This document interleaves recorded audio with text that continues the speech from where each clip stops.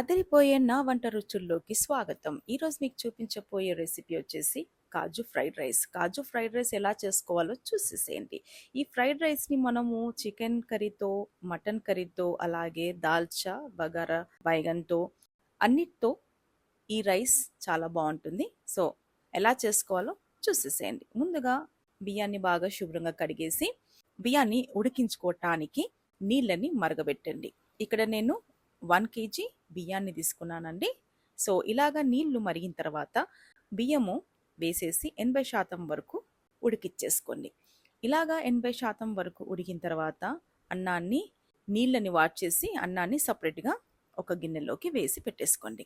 ఇప్పుడు ఒక ప్యాన్‌లో 2 పెద్ద టేబుల్ స్పూన్ అంతా నెయ్యిని వేసేసి ఒక పెద్ద ఉల్లిపాయ, బిర్యానీ ఆకు, బిర్యానీ పువ్వు, లవంగ, ఇలాయచీ వీటన్నిటిని వేసేసి కొద్దిగా పచ్చివాసన పోయేంత వరకు వేగనివ్వండి. దీంట్లో ఇప్పుడు 1 కేజీ బియ్యాన్ని మనం తీసుకున్నప్పుడు 100 గ్రామ్స్ కాజుని యాడ్ చేయండి.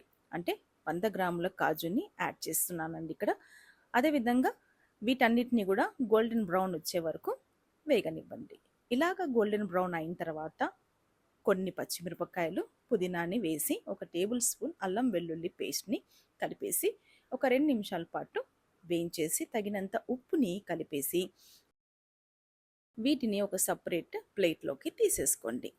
ఈ మసాలాని పక్కకు పెట్టిన తర్వాత ఇప్పుడు ఇదే ప్యాన్లో నెయ్యి మనకి మిగిలి ఉంటుంది కాబట్టి ఆ నెయ్యిలోనే మనము అన్నము వాడ్చేసి చల్లార్చనికి పెట్టిన అన్నాన్ని వేసేసి ఆ పైన మనము తీసిపెట్టిన కాజు మసాలాని పైన వేసేసుకొని మూత పెట్టేసి ఒక 15 నిమిషాల వరకు చిన్న మంటపై మనము ఉంచుకొని 15 నిమిషాల తర్వాత తీసామనుకోండి ఈజీగా అయిపోయే కాజు ఫ్రైడ్ రైస్ రెడీ అండి. ఈ రైస్ని తప్పకుండా ట్రై చేసి చూడండి, మీకు నచ్చుతుంది. నా వీడియో నచ్చినట్టయితే లైక్, షేర్, సబ్స్క్రైబ్, అలాగే పక్కకున్న బెల్ ఐకాన్ని ప్రెస్ చేసిన వెంటనే మీకు నేను పెట్టే ప్రతి అప్డేట్ వీడియోస్ వస్తూ ఉంటాయి. సో ఇలాగే నా వీడియోస్ని చూస్తూ ఉండండి, సబ్స్క్రైబ్ చేయండి. Thank you for watching my video.